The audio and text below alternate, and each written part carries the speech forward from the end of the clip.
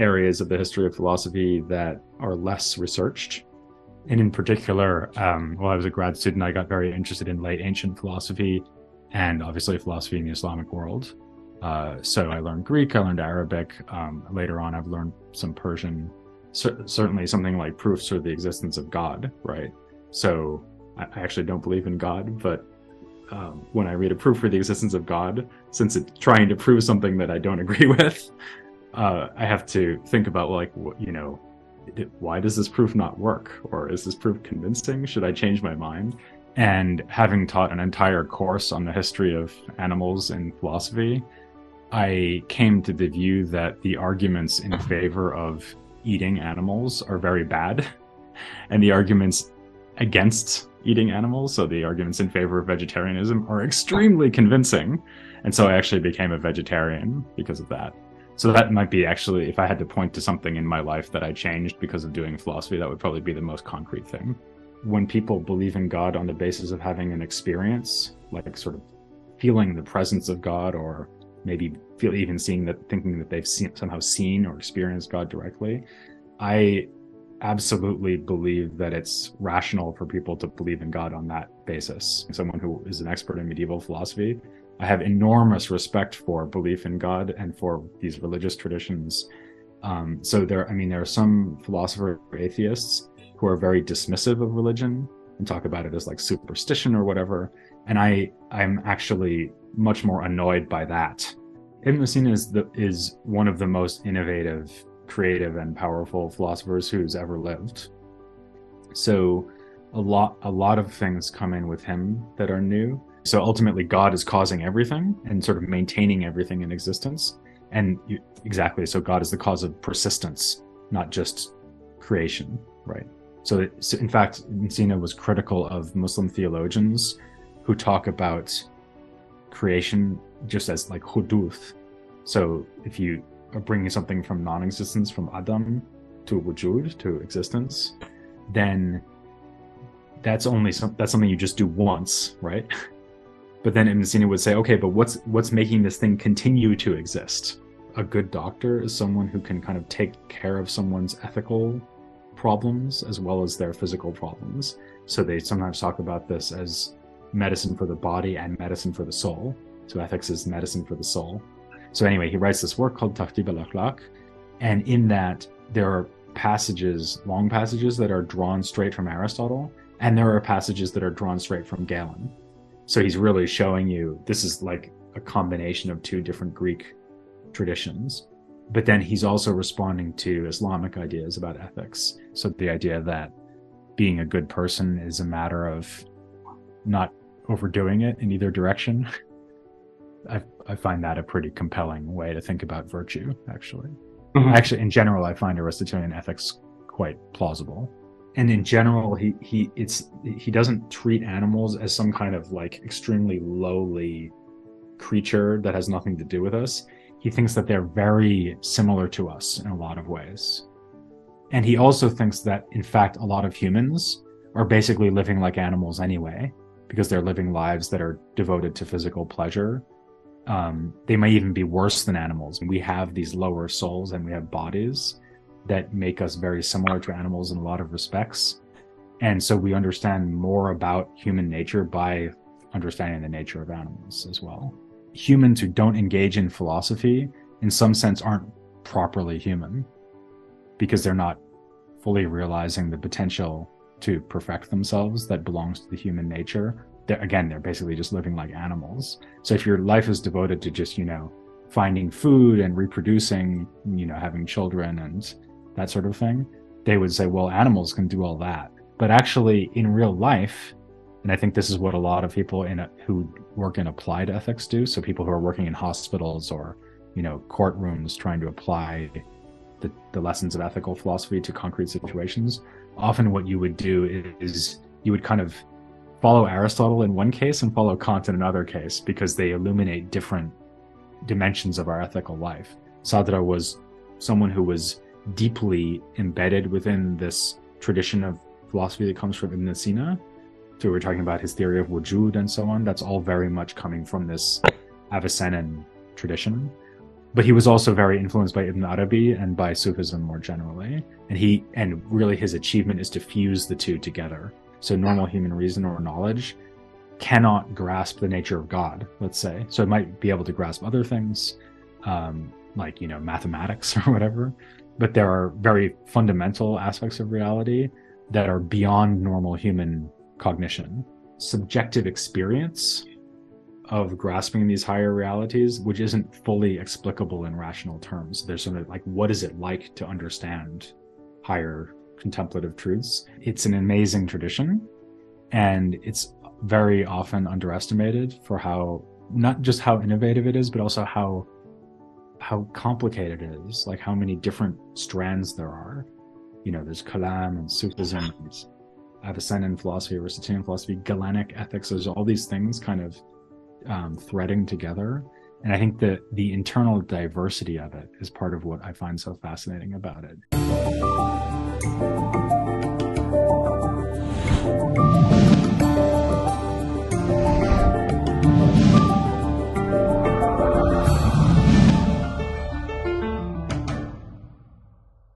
بسم الله الرحمن الرحيم. السلام عليكم ورحمة الله وبركاته. نرحب بكم في سلسلة حوارات فكرية ومعرفية على قناة حيرة. Today we are interviewing Professor Peter Adamson, who is specialized in Greek, Arabic, and Islamic philosophy. He lives in Munich, and he knows English, German, and deals with texts in Greek and Arabic language. He perceives religious thought as philosophically fascinating and fruitful. He published many articles in Greek and Islamic philosophy and several books, such as The Arabic Plotinus, a philosophical study of the theology of Aristotle, Great Medieval Thinkers on the Islamic philosopher Al-Kindi. He is also the host of the History of Philosophy podcast. He is currently a professor in Munich School of Ancient Philosophy. So welcome, Professor, and thank you for joining us today in the interview. Thank you, Hadi. Thanks so much for having me on. So in the beginning, and just like we do with all our guests, tell us more about yourself. So what is so interesting in the history of philosophy? What is so fascinating for you? Tell us more about your personal, academic, philosophical, and spiritual journey in life, and why you chose to dedicate yourself in such studies. Okay. Well, so I grew up in Boston, and I was not raised in a religious family, so I don't have any personal connection to Islam or really any other religion. So I study philosophy in the Islamic world really from the viewpoint of a historian of philosophy. I mean, how I got into history of philosophy is kind of a long story, but basically when I was doing my undergraduate degree at Williams College, they had a very historical approach to the topic. And so when I decided to do a PhD in philosophy, I kind of thought that the question was just which area of the history of philosophy to go into. So it didn't occur to me that I might do like non-history of philosophy. It was obvious that I wanted to do history of philosophy. I really liked Plato and Aristotle a lot, having studied them as an undergraduate. But I felt that it might be difficult to do important new work on Plato and Aristotle. I still guess, I'm very amazed by people who manage that. I find it very daunting to talk about them in my research. So I have always gravitated more towards areas of the history of philosophy that are less researched. And in particular, while I was a grad student, I got very interested in late ancient philosophy and obviously philosophy in the Islamic world. So I learned Greek, I learned Arabic. Later on, I've learned some Persian. So I kind of went into it more looking for an area in the history of philosophy that seemed to be understudied rather than having any kind of particular connection to it. Like I didn't grow up speaking Arabic or anything like that. وكان هناك عطش معنوي وروحي وذهني يدفعك نحو هذه الدراسات، أسئلة وجودية تشغل بالك. So do you have any religious or theological or ethical involvement when you study such stuff? Because philosophy is all about the major issues, الأسئلة الغيبية والوجودية الكبرى. So what's the kind of involvement? Because some academics, they are only outsiders, and they deal with such knowledge with separation. But what's your type of involvement in such kind of knowledge? Yeah, I think I fall under that description pretty well. So, I mean, I think of myself as a philosopher for sure, but also as a historian.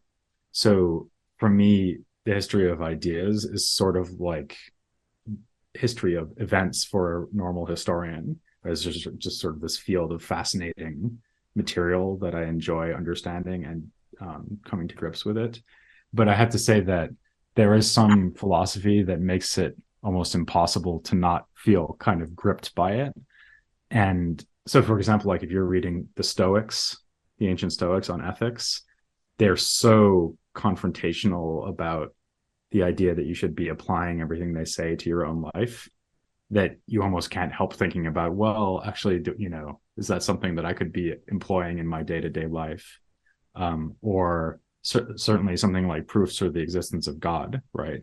So I actually don't believe in God, but when I read a proof for the existence of God, since it's trying to prove something that I don't agree with, I have to think about like, why does this proof not work? Or is this proof convincing? Should I change my mind? So I think you have to be open to having your mind changed by philosophy. But generally speaking, I'm thinking about it from a kind of a distance, a sort of historical and maybe emotional distance as well. What about ethics and philosophy of ethics? Because you're studying الحكمة العملية in Greek philosophy and Islamic philosophy. So it's full of talking about ethics and فضائل and رذائل. So it obviously keeps an effect and influence on the personal life and a person in his ethics and spirituality, or in attitude, or in dealing with or treating other people. Yeah, I think that might actually be the area of philosophy that it would be strangest to think about as this kind of thing that has nothing to do with you, right? So, I mean, if you're working on metaphysics, like, what is the relationship between parts and wholes, or the mind and the body or something? It doesn't have immediate practical application in your life. But when you're reading about ethics, it does. So actually, to give a really concrete example, a few years ago, I got very interested in philosophy of animals. So the problem of like how animal minds work, but also animal ethics, like how should animals be treated. And having taught an entire course on the history of animals in philosophy, I came to the view that the arguments in favor of eating animals are very bad, and the arguments against eating animals, so the arguments in favor of vegetarianism, are extremely convincing. And so I actually became a vegetarian because of that. So that might be actually, if I had to point to something in my life that I changed because of doing philosophy, that would probably be the most concrete thing. Very interesting. You transformed to a vegetarian. Yeah, the thing is, when you look at all of the arguments on both sides of that issue, the arguments in favor of eating animals, or like why it would be okay to eat animals, are so bad. And the arguments in favor of being a vegetarian are so strong that it just seemed kind of inexcusable. I have to say also, my daughter is a vegetarian, so we had a vegetarian in the house anyway. So in some ways it was kind of easy to change. We needed vegetarian food anyway. So it's interesting that you mentioned, Professor, that you don't believe in the existence of God. So this is a question also. A person who studies philosophy, and especially Greek and Islamic philosophy, with Ibn Sina, Al-Kindi, or then Mullah Sadra, and all these philosophers. So obviously they have tens, if not hundreds, of proofs for the existence of God, and different kind of proofs and philosophical proofs. And so how come, after being in touch with all this tradition and all these proofs, you still have your idea and you have your own proofs on the other hand, or how you deal with it? Yeah, I mean, absolutely. And so actually, it's not even that I have read and understood hopefully understood a whole bunch of proofs for the existence of God. I even have preferences between which proofs I think are more convincing and which are less convincing. So, for example, I think Ibn Sina's proof for the existence of God is very interesting and powerful. There's also a modern version of a proof for the existence of God called the fine-tuning argument, which sort of appeals to aspects of contemporary physics. I don't really know enough about physics to evaluate that, but that seems like a very convincing argument. On the other hand, I find the problem of evil a very compelling argument against the existence of God.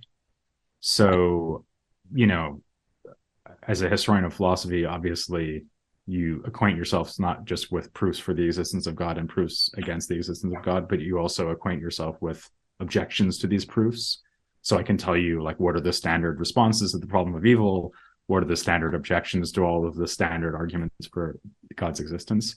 I mean, I guess that in terms of like how it has impacted on me personally, like I say, I was not raised religious. So I kind of came into all of that already not believing in God, which means that if something was going to change my mind, it would have had to be a very powerful proof, sort of like I was just describing with the animals. Like if I sort of looked at all the arguments for and against the existence of God on both sides and thought, oh my gosh, the arguments in favor of the existence of God are incredibly overwhelming, right? Like there's 7 of them that I can't find any problem with, then that would probably change my view. But I think even then, something that's worth bearing in mind here is, so suppose you have a philosopher who comes to be convinced that God exists by a proof for God's existence, then you might wonder, okay, now what? Right? Because, okay, so now this philosopher thinks God must exist because it's been proven, but that wouldn't tell the philosopher which religion to belong to, right? Because these proofs generally are proving some kind of sort of generic. There are conflicts between different religions here. Yeah, so you wouldn't. So the fact that even if I were convinced by proof of God that God in fact exists, that wouldn't be a reason for me to be Jewish or Muslim or Christian or, Hindu or whatever, right? And so there's actually kind of 2 problems here.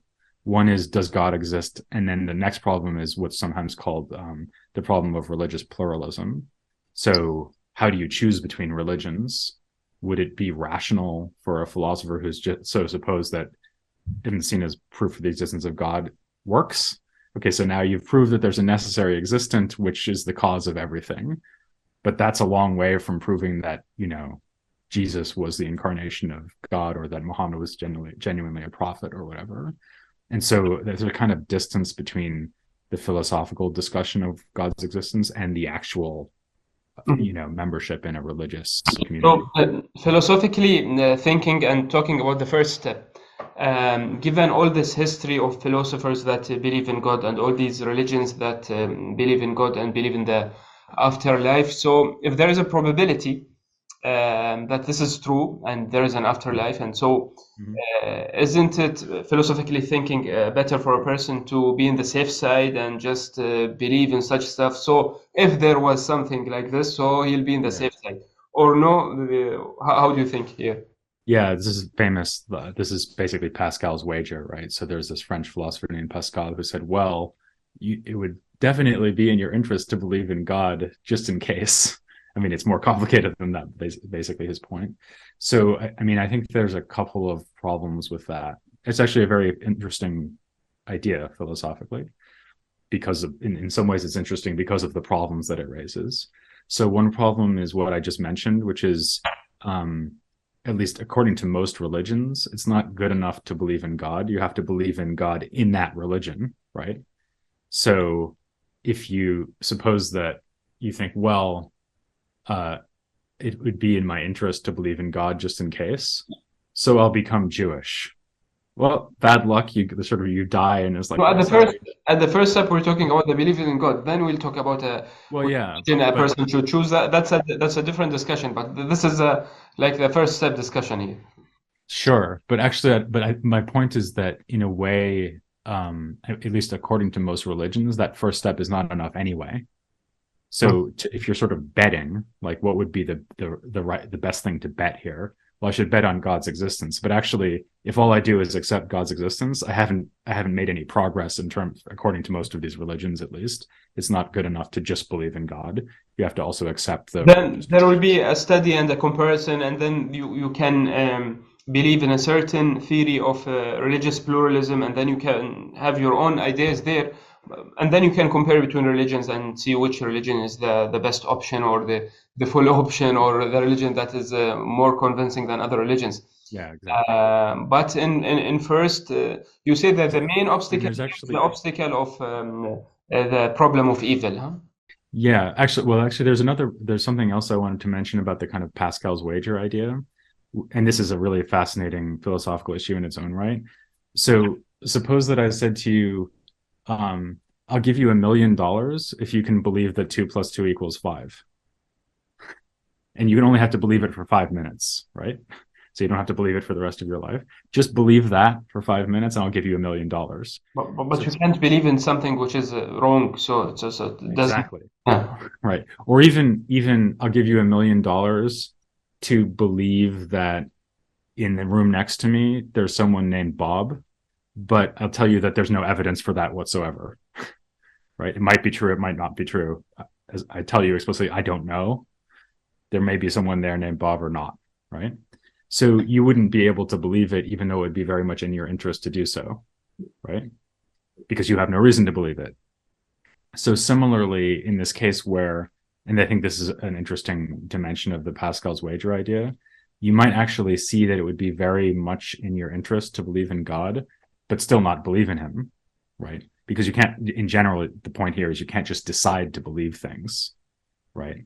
You believe things because you have some reason to believe them, right? You have evidence, or maybe you've been raised to believe in it or something like that, but you can't just sort of believe stuff.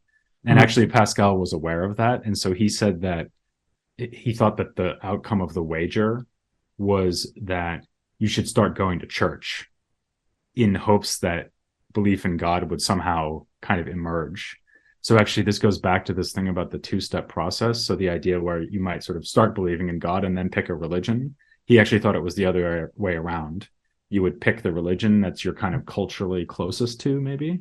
So obviously he's living in France. So for him, the obvious thing would be being Catholic. So you just start going to Catholic church in hopes that you'd become a believer in God. So you start with the religion and then you become a theist in that case. And so, I mean, I think even regardless of these issues about like, are the proofs for God better than the proofs against God? There's an issue about how you would get yourself from being an atheist to being a theist merely on the grounds that you're worried you might be wrong, and that if you are wrong, things will go really badly for you. I have to say, by the way, that I guess I also think that if God exists, I would certainly hope he's not the sort of God who would punish people just for not believing in him. Like, that seems like a kind of bad God to believe in to me. Mm-hmm. And so even the point that it might be in my interest to believe in God, just in case he exists and would punish me, that doesn't have that much pull for me as an argument, simply because I don't think that's the kind of God I would want to believe in anyway if I believed. What about the deep spiritual need and the deep spiritual or the innate feeling of a person that there is something beyond this limited world, and there's an innate drive in any soul? Mm-hmm. So this is something that drives a person towards a certain رؤية غيبية. Or yeah, absolutely. Yeah. So philosophers of religion often talk about that as religious experience, mm-hmm. right? So you're thinking about it more as like a kind of unfocused yearning for something spiritual, which I guess I just don't have. I guess I just don't have that, or at least I don't have it as much as most people, perhaps. But I also do think that when people believe in God on the basis of having an experience, like sort of feeling the presence of God, or maybe even thinking that they've somehow seen or experienced God directly, I absolutely believe that it's rational for people to believe in God on that basis, because that would be a case where you do have evidence, right? So you've experienced something that gives you very convincing grounds to believe in God. So I have no problem with that. And in fact, I mean, as you can imagine, like being someone who is an expert in medieval philosophy, I have enormous respect for belief in God and for these religious traditions.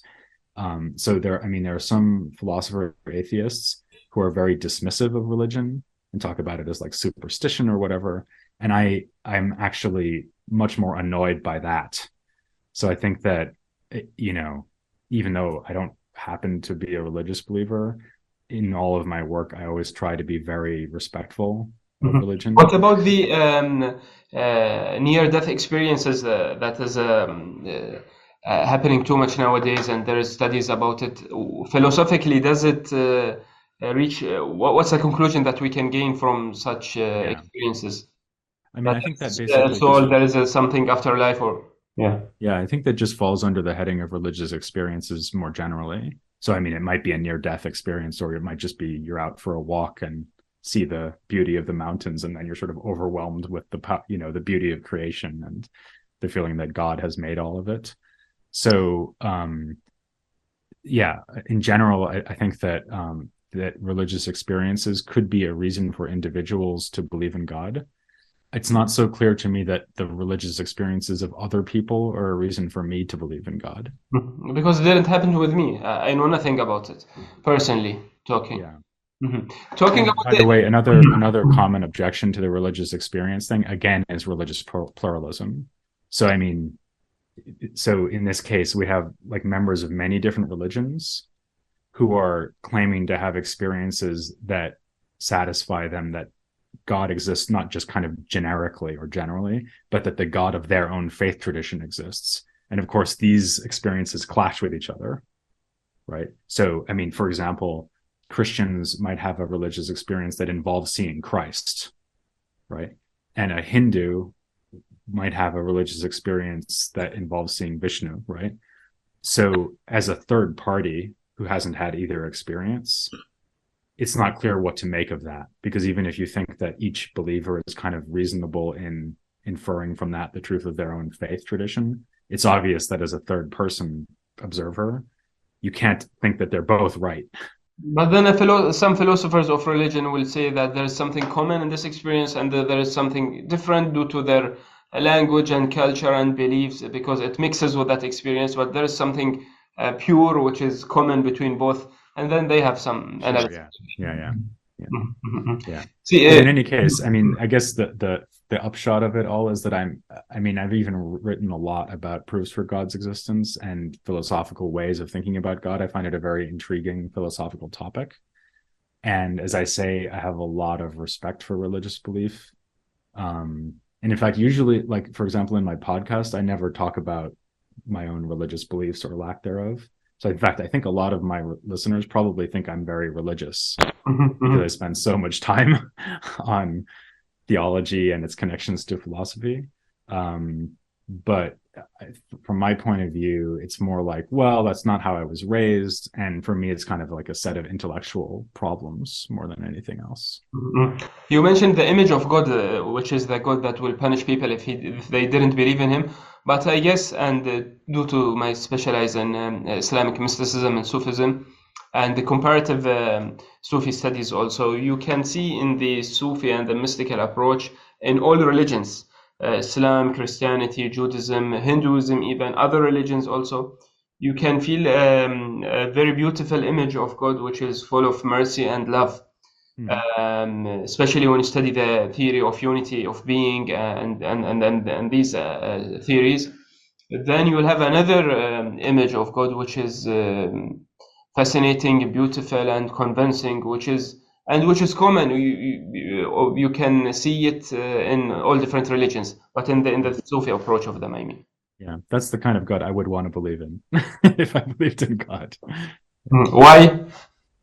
Well, just because, I mean, for one thing, it's a more reassuring thought, I guess. But also, I mean, this gets into very complicated philosophical issues about the nature of God. But if you assume that God is supposed to be perfectly good, then it seems to follow from that God would be merciful and also would not be in the business of punishing people for not believing in him if he hasn't given them sufficient reason to believe in him. Right. And since, as I say, I don't see overwhelming evidence for the existence of God, it seems like he's kind of sort of hidden from us, and that people who believe in him need to do so through an act of faith. Right. So that's fine. Like, it's fine for him to set things up that way, but don't set things up that way and then punish people for not believing in you. You see what I mean? Like, so you should only punish. It's unjust, I think, to punish people for doing something that they have no strong reason to do. Well, Professor, when a person lives without a certain belief, without a certain religion, without certain rituals that he does, don't you feel there is a certain lack or a certain something that you lack in your life? Because people, when they live, they have arts, they have music, they have academic involvement, they have families, and they have religion, which is which includes beliefs, feelings, rituals, a certain thing that adds meaning to your life.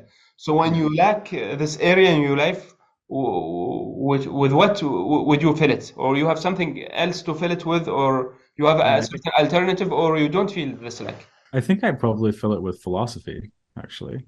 So because doing philosophy makes me feel like I'm in touch with these very large issues, like the nature of good and evil, the nature of existence, and so on. So I'm getting to think about that all the time. And I mean, I'm very privileged, right? I get to do that for a living. So I guess I don't feel like I'm missing out by not having this more religious or spiritual approach to these things, because I'm already dealing with them in another way. Maybe that's why. I don't know. Great. So my final question in this long introduction. So what's the strongest proof of the existence of God that you encountered through studying the Islamic philosophy, in your opinion? I think it's certainly Ibn Sina's proof, the Burhan al-Siddiqin, so the demonstration of the truthful, which is basically a proof that you need to have a necessary existence that's a cause of everything else, because everything else is merely contingent, which means that it needs to have some kind of cause to bring it into existence, because otherwise it would. So they talk about it needing to be preponderated, like a set of scales has to be tipped in the direction of existing rather than not existing. So I think that's a very powerful proof for a number of reasons. But one is that I think he actually is articulating there a reason why a lot of theists do in fact believe in God, because it's sort of a technical version of the thought, like looking around at the world and thinking, oh, this could all not have existed, and yet here it is. That all calls for an explanation, and then you're often running with this proof of the necessary existent, which is kind of complicated, but that's the basic idea. And I think that's a very powerful proof for God's existence. But Burhan al-Siddiqin also developed with the Mullah Sadra and other philosophers. So the other presentations of this proof, don't you feel they added some more valuable ideas also to the Dalil? Yeah, I think that, I mean, that's a long story, right? Because people are thinking about Burhan al-Siddiqin from the time of Ibn Sina all the way up, well, till now, really. But certainly up to the 17th century or so, so like the time of Mullah Sadra. And Sadra is interesting because he integrates all these ideas from Sufism, which is what you work on. I think even before that, though, there's an interesting tension in the reaction to Burhan al-Siddiqin, because on the one hand, they see that it's a very powerful proof, but on the other hand, they see that there might be a kind of, not a weakness, but there might be a kind of unwelcome result of thinking about God only as a necessary being. Namely, that if everything about God is necessary, then that seems to rule out that God could do things through arbitrary, voluntary choice. For example, creating the world when he doesn't need to, or, saving a believer when he doesn't need to, or something like that. So in Kalam, in Islamic theology, there's a complicated relationship between the mutakallimun and this proof, because on the one hand, they like the proof as a way of establishing God's existence, but they don't like the whole philosophical theology in Ibn Sina that connects to it, which is this very necessary, this necessitarian presentation of God. And so they have mixed feelings about it, and they try to explain how it could be that you do need to posit God as a necessary existent in order to explain the reality of contingent existence, but you don't need to say that everything about God is necessary. So they kind of go halfway with Avicenna or Ibn Sina, but not all the way. So that's a very interesting historical development, yeah. But also, as you said, Mullah Sadra comes from the mystical background. So he says in Arabic, إذا تأملنا الوجود سنصل بالضرورة إلى الحقيقة الواجبة قبل كل شيء. Mhm. وسنكتشف أن كل ما سواه آياته وتجلياته. So برهان الصديقين it has nothing to do with the مخلوقات. It starts from God and then it reaches the مخلوقات. Yeah, that's because he thinks that God is pure being, wujud, and that everything else is just a kind of reduced intensity of being. And so there's in some ways it's almost like when you get but by the time you get to Mullah Sadra, it's almost like you don't need to prove that God exists because God just is existence, right? الله So هو الوجود. absolutely right. And in fact, that's he would think that wajib al wujud means that God is pure wujud, right? Or is wujud itself, is existence itself. الوجود المحض. Yeah, absolutely. And so once you get to that phase of the reception of Nasina's idea, then the claim that God exists becomes almost just like a tautology, right? So you're basically just saying that their existence exists or something like that. And so now, so if you wanted to disagree with Ibn Sina, you might say, oh, well, no, contingent things might just exist as a brute fact without having a cause to explain why, right? But if you wanted to argue with Mullah Sadra, you'd have to say something different. You'd have to start arguing with him about the nature of existence itself, right? Very interesting. So, Professor, let us delve more in other ideas of your academic involvement. So you worked also on this transition and transformation from the Greek philosophy to the Arabic and Islamic philosophy. And then there is this claim that whether we have Islamic philosophy or whether we have Muslim philosophers who thought in philosophy. So هل لدينا فلاسفة مسلمون أو لا لدينا فلسفة إسلامية؟ Some claim that most of the ideas, the major ideas, the essence of the Islamic philosophy that developed from Ibn Sina and before him and until it reached to Mullah Sadr is all taken from the Greek philosophy. And if we read Aristotle, Plato, and these Greek philosophers, we'll see the commonalities and similarities in the essence and in the most ideas. But others also claim no, when philosophy took its path through Muslim philosophers, it changed, it developed, many more ideas and concepts were added through التأمل في القرآن and the nusus, and the Muslim philosophers added some ideas, and it evolved through time and history. And now we can talk about Islamic philosophy, which has its own and its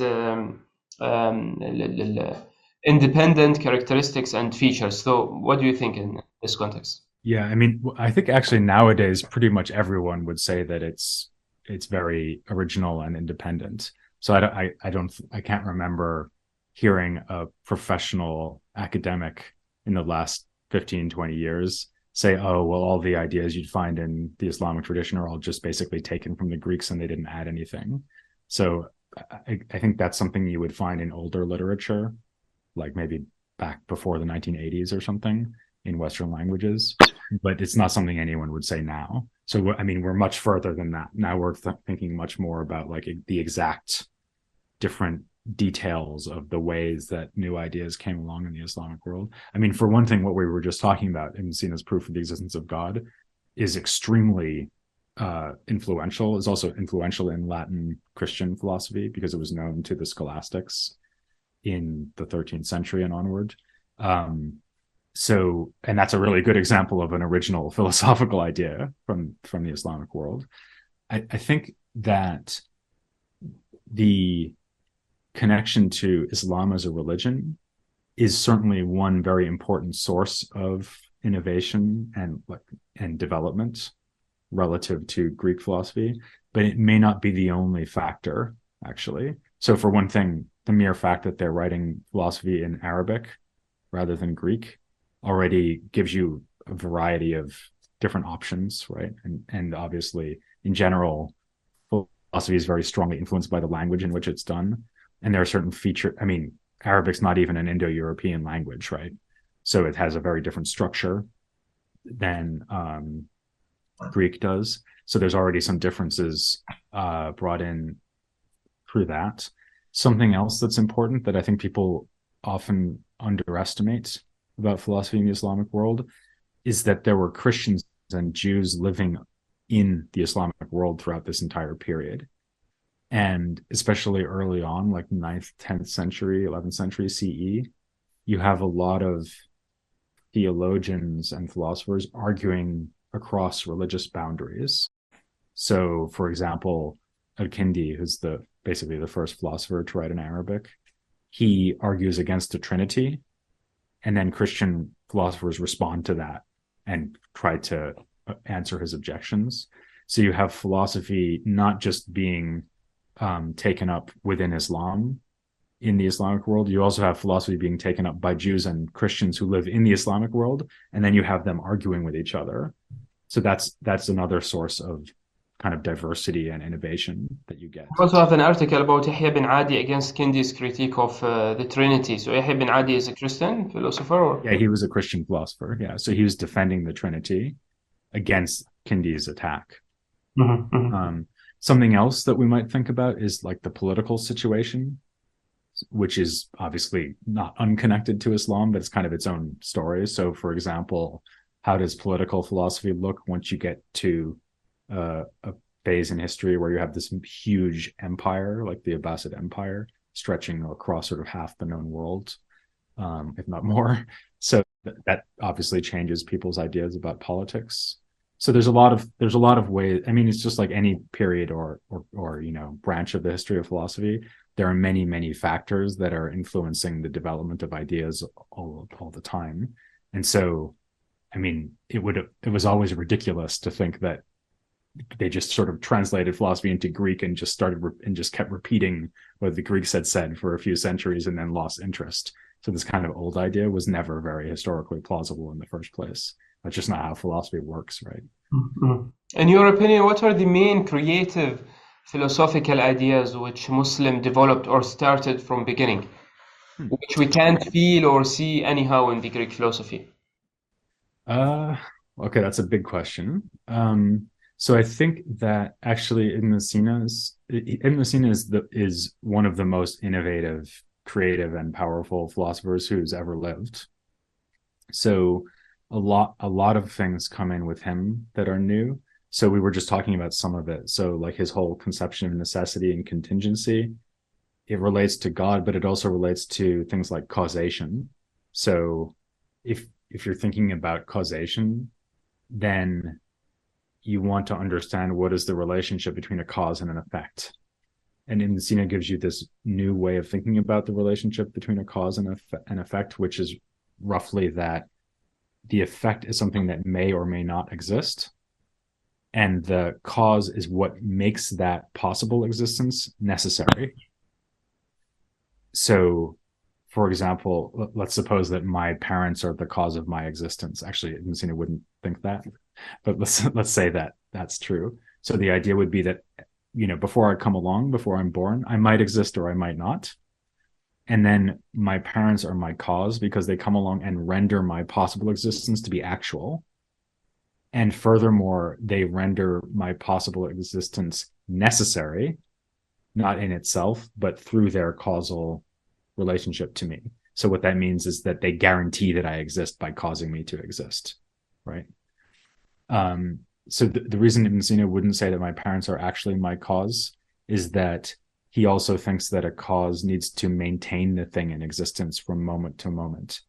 So the fact that I'm kind of like now existing under my own steam without my parents continuing to cause me. العلة هي العلة حدوثا وبقاء. Exactly. So ultimately, God is causing everything and sort of maintaining everything in existence. And exactly. So God is the cause of persistence, not just creation, right? So in fact, Ibn Sina was critical of Muslim theologians who talk about creation just as like huduth. So if you are bringing something from non-existence, from Adam to wujud, to existence, then that's something you just do once, right? But then Ibn Sina would say, okay, but what's making this thing continue to exist, right? Once it already exists, since it's not a necessary being like God is, it wouldn't be able to keep itself in existence over time. So there must be some other cause which is sustaining it in existence, which ultimately is a chain of causes that goes back to God, actually, from his point of view. So that's a very ambitious theory of causation, and it connects to all kinds of other things. He also has lots of innovative ideas in logic, for example. So he's like incredibly important, super interesting. I think certainly one of the great philosophers who's ever lived. But it's not like he's the only innovative philosopher. So just like to take some things that spring to mind, in Farabi, you have this extremely interesting attempt to explain the connection between philosophy and prophecy, which is not really something that for obvious reasons, not something that you got in the Greek tradition. In figures like Abu Bakr al-Razi, you have ideas about medicine, and how, like, medical epistemology, for example, which are new. Really, in every period, in every branch of philosophy, you get new stuff happening. And by the way, a whole other reason why Islamic philosophy is innovative is because it's often reacting to Islamic theology or kalam. So, for example, the mutakallimun are atomists, so they think that bodies are made of point-like indivisible atoms, right? So they call them parts of things, they call them parts that cannot be divided into further parts.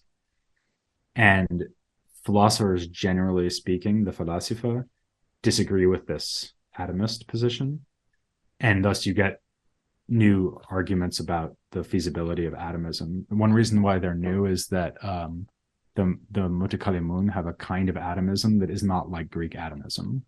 So obviously it calls for different objections from the anti-atomist position, which is the Aristotelians. So there's stuff happening in every area of philosophy in the Islamic world that's new, and there's a lot to know about it. Great. And we'll talk more about ethics, and maybe you will explain more about the difference between the Greek ethics and then the ethics with Islamic philosophers, especially with Abu Bakr al-Razi and then with مسكويه. I've noticed that you worked on مسكويه. You have 3 articles about مسكويه, one about مسكويه view about animals, one about his views about psychology, and one about his views on pleasure. So let us talk more about الحكمة العملية and this branch, and in general the role of ethics in Islamic philosophy, when it started, or what's the importance of it, what they took from Greek philosophy and how they developed this field of study, and then we can delve more about the views of مسكويه.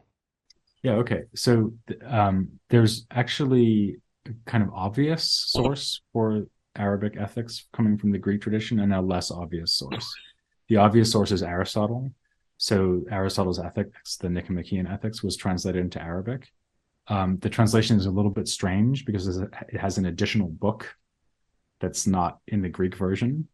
So somehow that seems to have found its way into the text, when we would think it doesn't belong there, so to speak. So we have 11 books instead of 10 in the Nicomachean Ethics in the Arabic version. And there's other related literature. For example, they seem to know something about commentaries on the ethics from the Greek tradition. So there's this whole Aristotelian ethical tradition that's coming into Arabic. But then there's something else which is important and often overlooked, which is that Galen, who lived in the 2nd century CE and was the most important medical doctor in antiquity, he also wrote about ethics. And in fact, he had this idea that a good doctor is someone who can kind of take care of someone's ethical problems as well as their physical problems. So they sometimes talk about this as medicine for the body and medicine for the soul. So ethics is medicine for the soul, right? And that kind of therapeutic approach to ethics that you get from Galen is something that also got taken up in the Arabic tradition and becomes very important. So actually in both Razi and مسكويه, it's quite clear that especially in مسكويه, that he's combining Aristotelian ideas about ethics with Galen's ideas about ethics. In fact, his main work on ethics which is called تهذيب الأخلاق, which means something like refinement of character traits. often in Arabic, ethic, the whole branch of ethics is called akhlaq, meaning character traits. Right? So things like virtues and vices is what's meant there. So anyway, he writes this work called Tahtib al-Akhlaq, and in that there are passages, long passages that are drawn straight from Aristotle, and there are passages that are drawn straight from Galen. So he's really showing you this is like a combination of two different Greek traditions. But then he's also responding to Islamic ideas about ethics. So he wants to explain how it's kind of a triangle of three sources of ethical doctrine. One is the Quran and Hadith and so on. Then there's Aristotle, and then there's Galen. And if you put those things together, you get Miskawayh. Razi, who you also mentioned, is interesting because he's actually much more influenced by Galen than he is by Aristotle. So especially in ethics, he doesn't really think about Aristotle at all, but he thinks a lot about the idea of ethics as a kind of therapy or kind of quasi-medical enterprise. In fact, he wrote an ethical work called Atib al-Ruhani, so the spiritual medicine, right?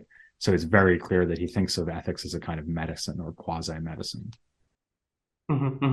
So in studying Miskawayh's ethic in Kitab Tahdhib al-Akhlaq, in your opinion, what's the most interesting theme in Miskawayh's ethics that you encountered? Well, there's a lot. Maybe the thing that comes to mind most immediately is what he says about happiness. So already in antiquity, there's a very familiar feature of Greek ethics that they are eudaimonist. So that comes from the Greek word eudaimonia, which means happiness. And they build their whole ethical theories around the concept of being happy, right? So the idea is that the person who's ethically best will be the one who has the most flourishing, happy life, right? And for us as ethical agents, like as individuals, what we want to do is figure out how to live in such a way that we become a flourishing, happy person, right? So this gets taken up by Miskawayh, and he sees that there's a kind of problem here, because on the one hand, Aristotle seems to be saying that happiness consists in a life of practical engagement and virtue. So things like being courageous and generous and being a good citizen and so on. But on the other hand, Miskawayh knows something about Platonism, and he also thinks that religion points very much in the direction of just like freeing your soul from the body and living a life of spiritual and intellectual perfection. And so it looks like there's a kind of tension between these two things, right? So on the one hand, a life of practical engagement, on the other hand, a life of contemplation. That tension is also in Aristotle, actually. So this tension between philosophy as a life, this tension between happiness as a life of practical virtue and happiness as a life of contemplation, that's also in Aristotle. But what Miskawayh does is he gives you a very explicit solution to the problem, which is he says there are two kinds of happiness, a lower happiness and a higher happiness. And the lower happiness is the life of virtue, which is a kind of preparation for the higher happiness, which is a life of contemplation. And I don't know of too many other texts that are that explicit in recognizing the apparent tension between the two kinds of happiness and explaining how they relate to each other. So that's a really fundamental thing that he does. But he, as you mentioned before, I've written about his thoughts about animals and pleasure, and he also has interesting things. I'll ask you about that. What does he mean by the life of contemplation? Well, so he would have a very philosophical approach to that. So he would think that it comes down to grasping truth, so philosophical wisdom, right? And that could be something like science, but for him, it would also absolutely include grasping the nature of God insofar as is possible. So it kind of blurs the boundary between philosophy and religion to some extent, because on the one hand, you're supposed to be learning kind of any intellectual truth would count as something that could be an object of contemplation, but also God. Mm-hmm. And maybe it's a kind of the soul. It's a kind of a spiritual experience after a person gets rid of his vices and he's full of the virtues. So it's a kind of a spiritual ascending. Yeah, although it depends a little bit on what you mean by spiritual. So I think it would be very intellectual and rational in his case. So it would really be about understanding things using your intellect. It wouldn't be a kind of mystical or emotional phenomenon. It would be much more about kind of using reason to grasp the nature of reality. So he's very much a philosopher in that way. Great. And Professor, what do you think in this في هذه التقسيمة? So they have عقل, شهوة, غضب, and وهم, and they have that تهذيب النفس يقوم على الاعتدال بين القوى, بين الإفراط والتفريط. So how does مسكويه explain this theme, and what do you think of how you understand this theme? So he's what we would nowadays call a dualist. In other words, he thinks that the rational soul is immaterial and that it has a relationship to the body, but it doesn't depend for its existence on the body, which is a very standard kind of picture in Arabic ethical and psychological works. So you find that also in Al-Kindi, in Arazi, even in Ibn Sina. So on the one hand, he thinks that he's very Platonist about this. So he thinks that there's this immaterial soul, but on the other hand, from Galen and Plato, he also has this idea that the soul has parts.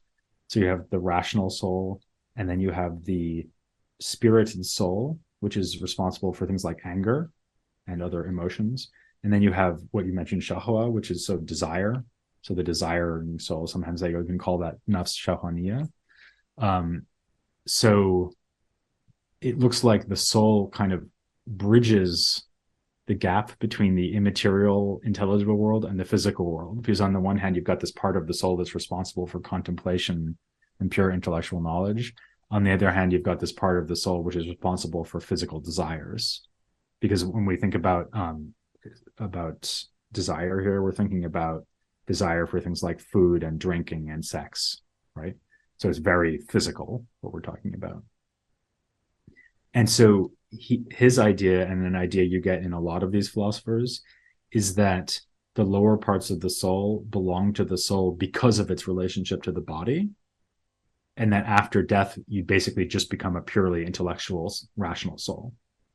So it's almost like you've got the soul acquires these lower aspects or parts, which it then can get rid of and dispense with once it frees itself from the body. And the same, to some extent, would go for things like imagination or wahm, which you mentioned. So different kind of cognitive powers that the soul wouldn't need once it's freed from the body. An even more obvious case would be something like the power of eyesight or hearing, right? So obviously, once the soul doesn't have a body anymore, it doesn't need to see or hear, right? Because it doesn't have eyes or ears, right? So it would just engage in pure thinking. And a lot of these philosophers, and I think Muscoué would fall into this category, a lot of these philosophers have a very intellectualist understanding of what the afterlife would be like. What about the idea of the اعتدال that أن الأخلاق هي الاعتدال بين الإفراط والتفريط. So for example الشجاعة هي الحد الوسط بين الجبن وبين التهور. Do you feel that this ethical approach is convincible or no? Yeah, I mean, that's something that comes to them from both Aristotle and Galen. So the idea of itidal, or I guess a good translation would be balance, right? So, or I mean, that can also mean justice.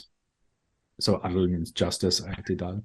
And they talk about justice in the external world, like, being a good judge or something like that, or giving people what they deserve. But there's also justice within the soul. This is something that you also find in Plato. And that would mean that so justice within the soul is when your reason is controlling the lower parts of the soul, right? And that's very Platonic and Galenic. So this brings us back to what I was talking about with the comparison between ethics and medicine, because they have this idea that health in the body is when you have a balance between the four humors, right? So they thought the body is made of four humors, which are blood and black bile, yellow bile, and phlegm, right? So when these fluids in your body are in balance, then your body will not be too hot or too cold or too dry or whatever. That's what health is. in the Galenic tradition. So there would be a parallel between balance in the soul, balance in the body, right? And you can use the word i'tidal to refer to either one. So that's all very Galenic and Platonic, that idea. But it's also Aristotelian because, of course, there's the idea of virtue as the mean between extremes. Like courage is when you're neither cowardly nor reckless. And you could also think about that as a kind of i'tidal, like a kind of balance between two extremes. So that's a very fundamental idea in Arabic ethics. And I think actually that's quite plausible, right? So the idea that being a good person is a matter of not overdoing it in either direction. I find that a pretty compelling way to think about virtue, actually. Mm-hmm. Actually, in general, I find Aristotelian ethics quite plausible in a lot of ways. And I think that's one way in which it's plausible. Mm-hmm. Interesting. Professor, I'd like to ask you more also about the image of animals in Muscaweh. You've written a whole article about the philosophy of animals, the symbolism of animals, and how he uses the image of animals to talk about the human ethics and how he links between the ethics in the animals world and the ethics in the human world. So what are the arguments that you were talking about in this article and how we can apply it to our human life? Right. So that was something I was working on because in general, I'm interested in philosophy of animals. And I noticed that Muscaweh talks about animals quite a lot in a lot of different places. He doesn't ever, he didn't write a treatise about animals or anything like that. So actually, they do have a lot of treatises about animals in the Arabic world because they're reacting to Aristotle's zoological works, so his own writings about animals, and you have other figures who wrote in Arabic about animals specifically, but Muscaweh doesn't do that. What he does do is he mentions them in passing a lot. So he'll do things like comparing human virtues to traits that you also find in animals. So if you go back to the word akhlaq, so these character traits, which would be things like virtues and vices, he suggests that animals have these as well. And he uses standard examples like the courage of the lion, right? And he explicitly asks whether the courage of the lion is real courage. And he says, well, not really. And he actually gives a kind of funny reason, which is that if you're a lion, then you're not going to be scared of anything anyway, because you're a lion. you can, obviously beat anything that comes into your path. And so he sort of suggests that there's no occasion for lions to show courage because there's nothing they would be afraid of. But his broader point seems to be that if virtues that don't come from like some kind of process of reasoning don't count as real virtues. But on the other hand, he's very consistent in suggesting that there's a kind of parallel between a lot of features of human ethical life and also our cognitive life, like that are paralleled in animals. So, for example, he thinks that animals experience pleasure the way that we do. He thinks that animals can experience almost like a kind of happiness, although he says you might not want to use the word happiness, sa'ada, for this, but it's sort of like human happiness, right? And in general, he doesn't treat animals as some kind of like extremely lowly creature that has nothing to do with us. He thinks that they're very similar to us in a lot of ways. And he also thinks that, in fact, a lot of humans are basically living like animals anyway, because they're living lives that are devoted to physical pleasure. They may even be worse than animals because animals. Quran also mentions إنهم إلا كالأنعام بل أضلوا سبيلا. Yeah. I mean, it's actually that idea that animals can be better than humans. That's also in Razi, right? So because the idea would be, well, animals always are moderate. Like if you put food in front of an animal, it will eat the right amount of food and then it will stop. Whereas humans just eat and eat and eat, right? Because they love pleasure so much.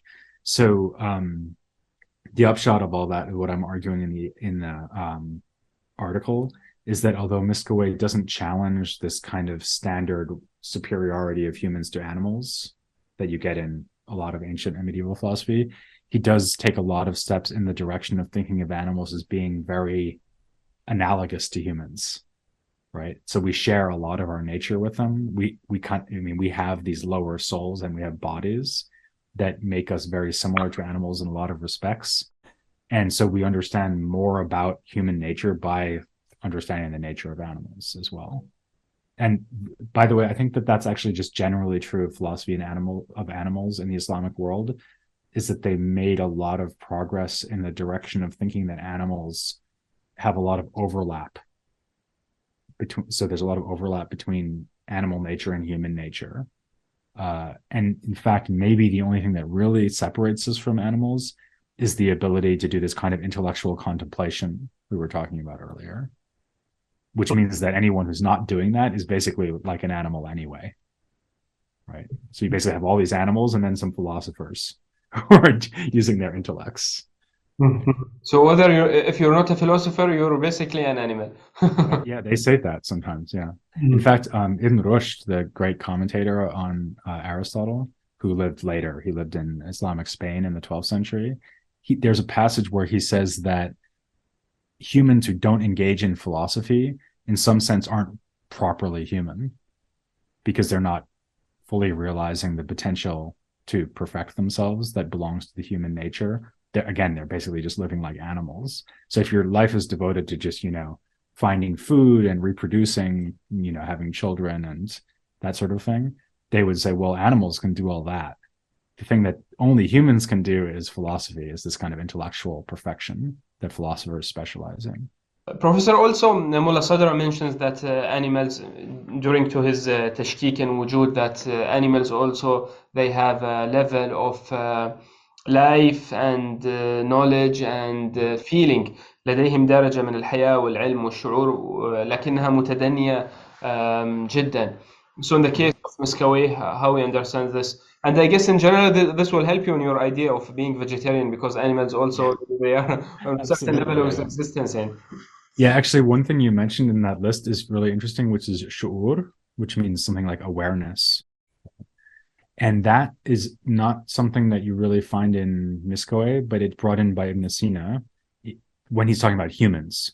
So Ibn Sina thought that humans are always aware of themselves and are even aware of themselves when they don't realize that they're aware of themselves. Right? So they have this kind of underlying, you might think of it as a sort of first person perspective, right? So you don't have to explicitly be thinking, oh, here I am all the time, like, oh, I'm aware of myself, right, explicitly, but kind of in the background, you're always aware of yourself. Like you're aware that, for example, when you think of something, you're aware that you're the one thinking about it, right?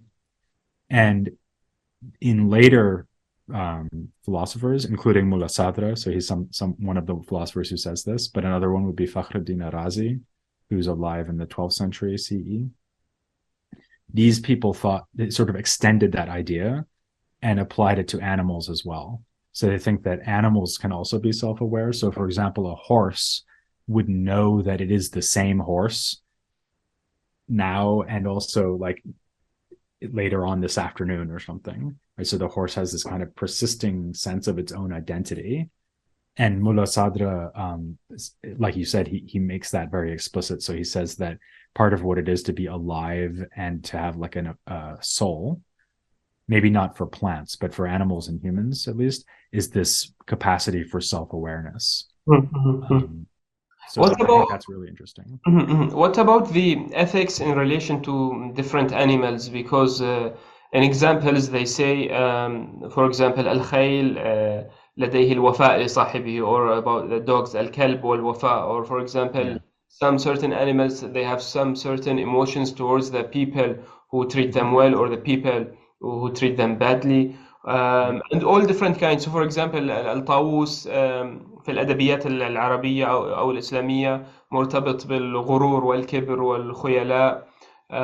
بعض الحيوانات مرتبطة بالبخل، الثعلب مرتبط بالمكر, and so on and so forth. So in his analysis about certain different ethics and animals, what would مسكويه say here?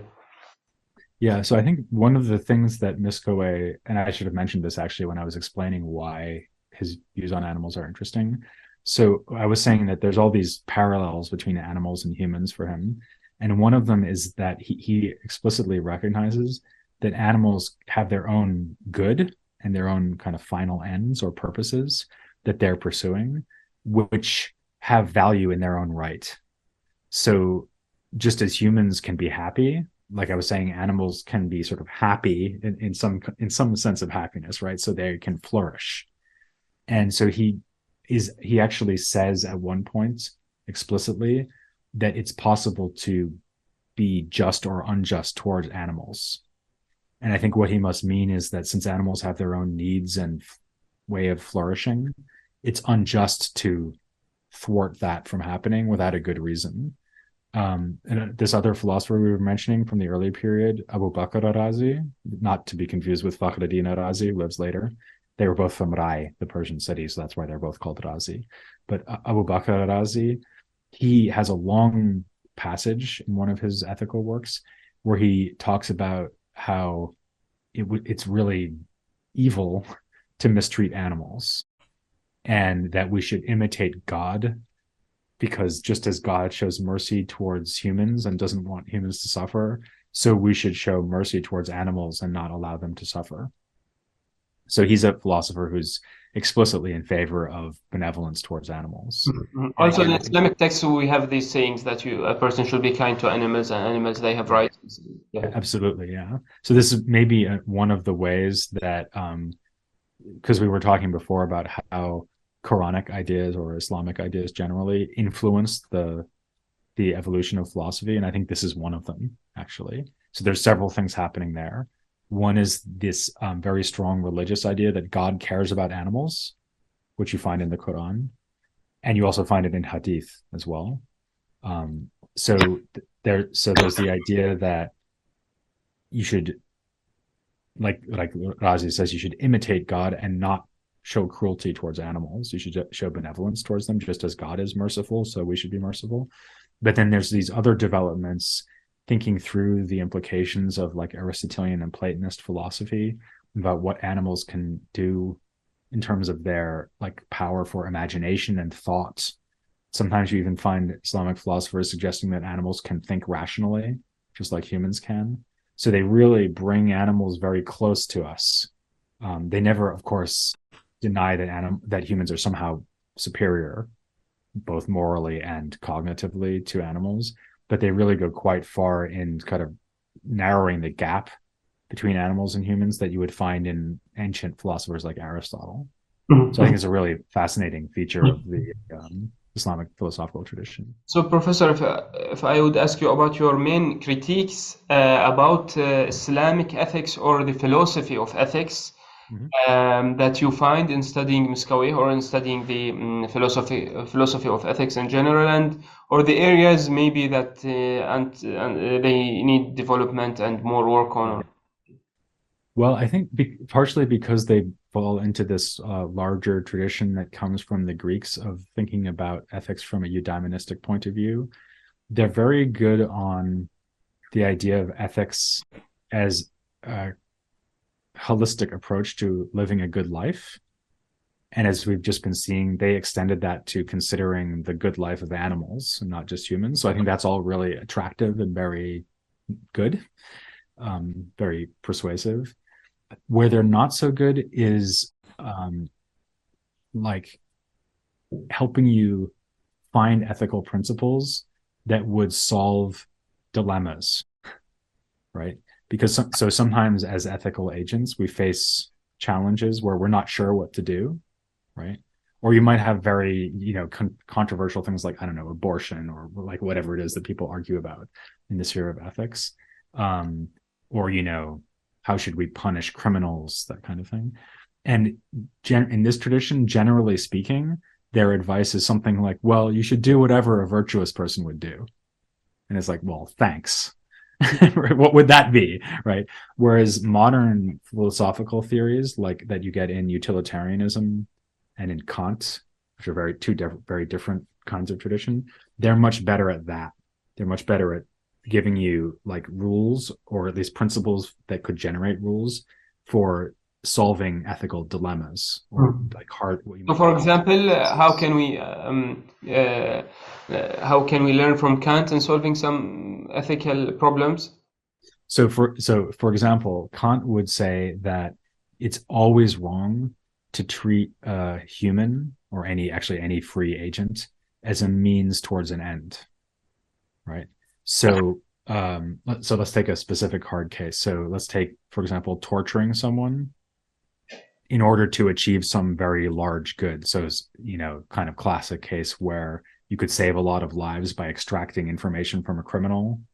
And to do that, you have to torture the criminal, right? So what an Aristotelian or Muscovy would say is, well, you shouldn't do that unless a virtuous person would do it, right? And you might think, well, probably a virtuous person wouldn't do that, but they don't really, like, that would just be a sort of intuition, right? Whereas Kant would say you can't do that because you're treating the criminal as a means rather than an end in himself. So you're using him as a means towards some further objective, and that's always wrong, right? Or, for example, he would tell you that it's always wrong to lie, and it would give you an argument for why it's always wrong to lie. So you get very clear rules from Kant, whereas you don't really get that from this Aristotelian virtue tradition. You get more like a picture of what the best ethical person is like without very much detail to help you decide what the correct ethical choice is in any given situation. Maybe an even a clearer case would be utilitarianism, because utilitarianism would say, well, if you're choosing between A and B, you should always do whatever brings the most happiness to the most people. And if that's torturing someone, then do it, right? So very clear rule. Do whatever maximizes happiness for the largest number of people. So you mean that Islamic philosophy, sometimes they liked reaching to certain practical conclusions that we need. Yeah, I think so. And so you can make, I think actually often in contemporary ethics, people think that what we should be doing is like choosing between these three theories. So you've got Aristotelian virtue ethics, which is broadly what's going on in the Islamic tradition with a lot of innovations, as we said. And then you've got consequentialism or utilitarianism, which comes from figures like Bentham. And then you've got Kantian ethics, which is kind of its own thing. And there's a kind of clash between them, a debate, and you have to figure out which one is correct, right? And that makes sense because they're making conflicting claims about the nature of ethical goodness. But actually, in real life, and I think this is what a lot of people who work in applied ethics do. So people who are working in hospitals or, courtrooms trying to apply the lessons of ethical philosophy to concrete situations. Often what you would do is you would kind of follow Aristotle in one case and follow Kant in another case, because they illuminate different dimensions of our ethical life. In particular, Aristotelian ethics is very good for thinking about the whole shape of your life, right? Like, so if I want to think about, like, how do I go from childhood to old age in the best way overall? So thinking about myself as a whole person over time, over, hopefully 90 years plus, how should that look, right? And utilitarianism is very bad at that. Like, utilitarianism has nothing to say about that at all, really. Whereas one-off, like, okay, should I do this or not? Right? What would the consequences be? Utilitarianism is very good at that kind of case. So they kind of complement each other, I would say, in addition to being opposed to each other in other ways. We're reaching towards the end of this interesting interview. So, Professor, what's your opinion about Sufism and the mystical approaches of understanding philosophy or religion? Do you have any interest in this area, or would you like to study it maybe in the future? In general, what do you think about such studies in the field of mysticism? Yeah, okay. So that's something I've gotten into a little bit. So I covered it in my podcast, for example. And I actually am very much hoping to get more into it, especially.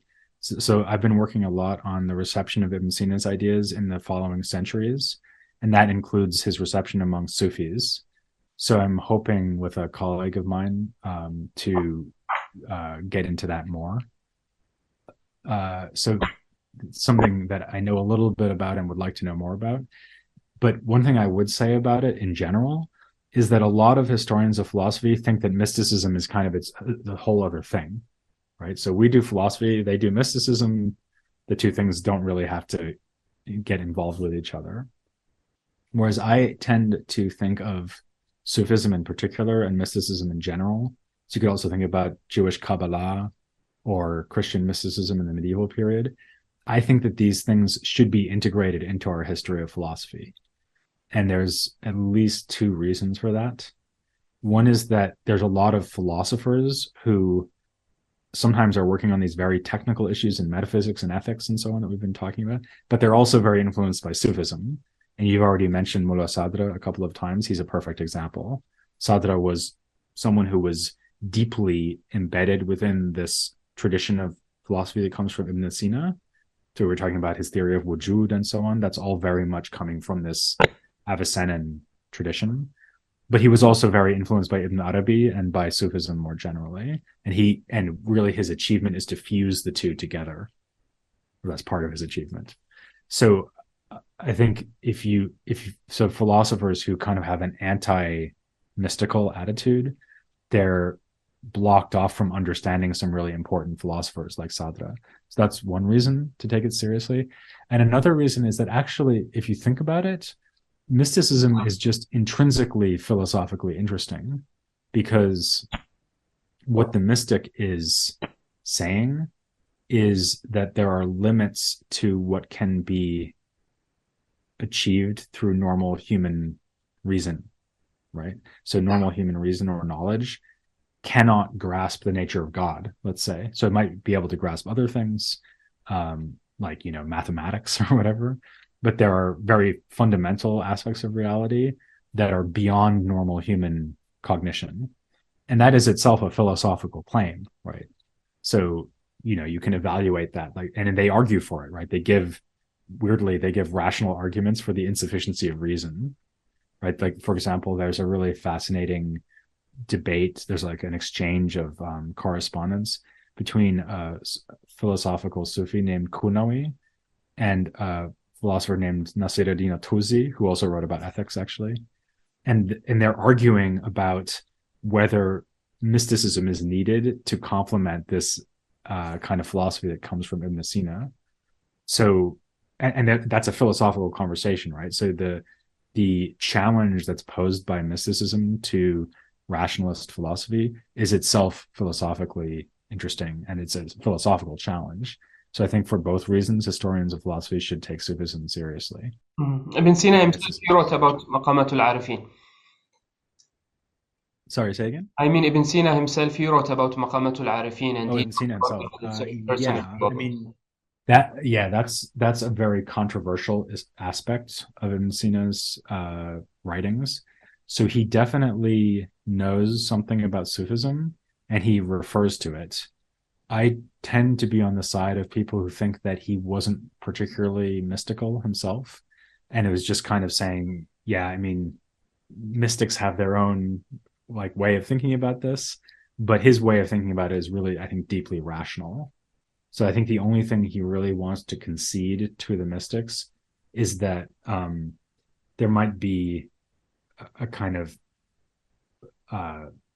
subjective experience of grasping these higher realities, which isn't fully explicable in rational terms. There's sort of what is it like to understand higher contemplative truths, and that the Sufis are good at describing that, but the content of what you're understanding is completely philosophical for him. So I don't think that he thought that there's any higher way of grasping God or anything else that's beyond philosophical grasp.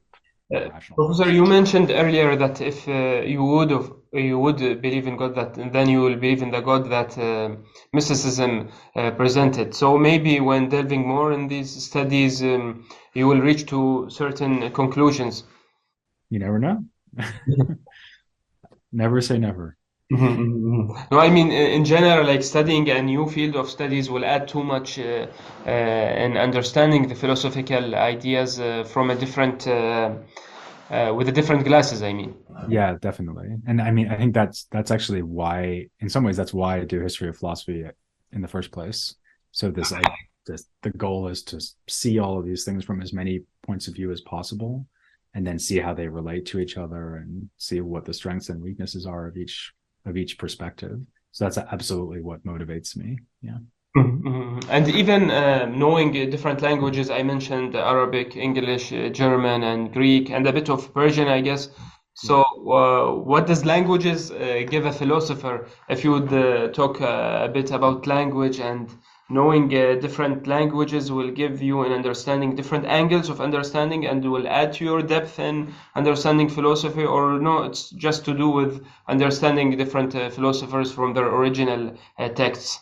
Yeah, I mean, that's certainly the main reason for me. So the main motivation to learn all these languages for me certainly has been, I wanted to read the original versions. So it's very pragmatic in a way. But I think there is something about, like, when you have a word in a language and it's just impossible to translate, right? Because it means too many different things, but all at the same time. So a great example is in Arabic, the word ma'na, which can mean meaning, but it can mean lots of other things too. So it can mean, it can mean a thing, just like generically. It can mean a concept in the mind. It can mean the feature of something that you grasp when you notice something about it. So it's a very kind of difficult word to translate. And in fact, sometimes one finds oneself just not translating words like that. Actually, another example is wahm. So this idea that you find in Ibn Sina, that there's this special power of the soul that you use to grasp ma'ani. So it's the same word, ma'ana, so features of the world around you that you can't grasp using your normal senses, right? So his example, actually, this goes back to the animals again, because his example is the sheep perceiving that the wolf is hostile to it, and hostility is a ma'ana, right? So it's both hard to translate ma'ana there and hard to translate wahm, the capacity that the sheep is using to do it. And in fact, in that case, I usually I just leave wahm untranslated, because there's no English word that means that, right? So I think that's always a very powerful demonstration to me of the way that language can open you up to new ideas. Like if you find a word in a language that you don't even know how, like what it means, but you wouldn't be able to say it in your native language, at least not with one word. You have to give this long explanation of what it means. And I always find that very interesting. So it's an issue of terminologies and certain words that can be translated because it lives in a certain culture and society and certain meanings that only the people of that language can understand it, or maybe also it's related to a certain philosophical and religious history. So it can't just be taken out from all these contexts and understood in another language without a definition or an explanation or without a certain sentence. So that's why learning different languages will let you understand the different contexts that words live in. Yeah, I think it also, as a native English speaker, learning Arabic for me has been amazing, just because it works so differently as a language. It's a Semitic language, obviously, not an Indo-Germanic or Indo-European language. And so getting a feel of the rhythms of the language and how everything kind of is put together is something that you can't describe or explain that to someone. You have to actually learn a language like that. And there are people who do comparative linguistics who try to learn languages from many different language groups. And I always thought, like, that's really amazing, because to see all these different possibilities of how languages could be constructed. I think that probably gives them a very deep insight into the nature of language, but in a way that they probably couldn't put into words, because you have to actually have seen all these different ways of doing it and kind of have internalized the structures. So you kind of feel like, okay, that's good Arabic, right? That's a well-formed Arabic sentence. Once you can do that, then you have this whole other way of accessing a possibility of how language could be constructed. So it's, as I say, it's quite hard to explain in words, but it's very cool. Thank you very much for this interview. It went very fast and it was interesting. If you have a final thing to say in ethics and philosophy and history of philosophy and your interest in these areas, if you have a final sentence that you would like to add, please do. I mean, I guess I would just say, I guess anyone who's stuck with this interview till the end now is probably pretty interested in philosophy in the Islamic world. But I guess I would just say that, it's an amazing tradition, and it's very often underestimated for how, not just how innovative it is, but also how complicated it is, like how many different strands there are. There's Kalam and Sufism, there's Avicennan philosophy, Aristotelian philosophy, Galenic ethics. There's all these things kind of threading together. And I think that the internal diversity of it is part of what I find so fascinating about it. It's not just, oh, there was some good philosophy done there. Oh, great. It's that there's a whole set of different things going on and interacting with each other. It's not just one thing, it's many things. And I always think that's really interesting to discover that about traditions, beyond Europe. Because the same thing is true of China and India, for example, as well, Africa. All these different places have different and very complicated, very diverse kinds of philosophy in their own right. Thank you very much, Professor. Okay, thanks. Bye.